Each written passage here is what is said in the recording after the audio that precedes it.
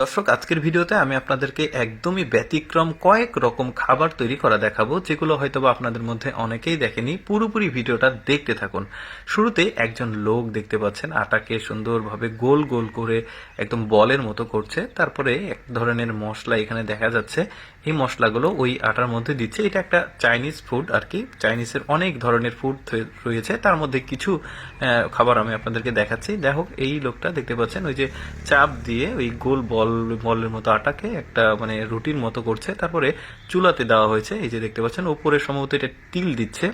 তারপরে এটাকে ঘুরিয়ে আসলে এই যে দেখতে পাচ্ছেন কমপ্লিট হয়ে গেছে। বেশ চমৎকার, কিন্তু সম্ভবত খুব স্বাদের হবে এই ব্রেড এটা একটা।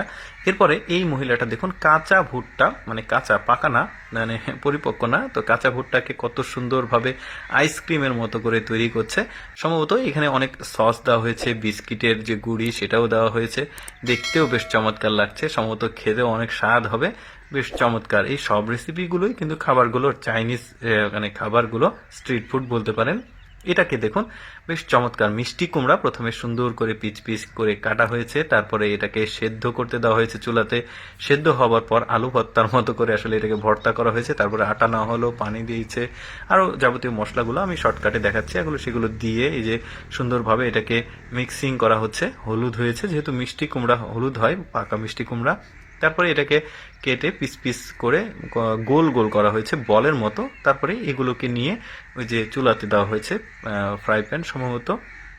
দেওয়ার পর এটাকে দেখলো যে ঠিক মতো হচ্ছে কিনা।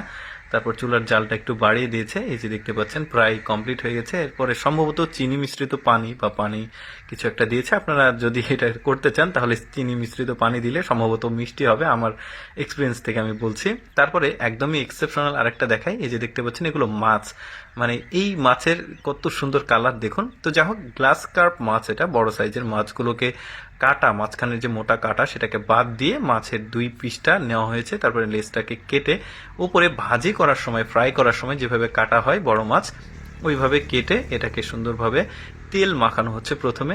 তারপরে এটাতে তেল যখন সব মাখানো হয়ে যাবে, মানে দুই পাশেই, তারপরে লবণ নিয়েছে। লবণ নেওয়ার পর লবণগুলোকে ভেজে নিচ্ছে ভালোভাবে। তারপরে এখানে ওই যে শুকনো মরিচ দেওয়া হয়েছে, তারপরে গুঁড়ো মরিচ দেওয়া হয়েছে।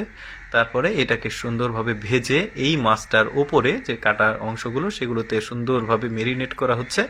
এই যে দেখতে পাচ্ছেন, যাতে সব জায়গাতে আসলে মশলাগুলো মানে প্রবেশ করে, সেভাবে মেরিনেট করে এটাকে শুকাতে দেওয়া হয়েছে। শুটকির মতো আর কি বলতে পারেন, একটা শুটকি রেসিপি। যে শুটকিটা হয়ে গেছে, শুটকিটা হবার পর এটাকে পিস পিস করে কেটে এই যে দেখতে পাচ্ছেন ফ্রাই প্যানে দেওয়া হলো।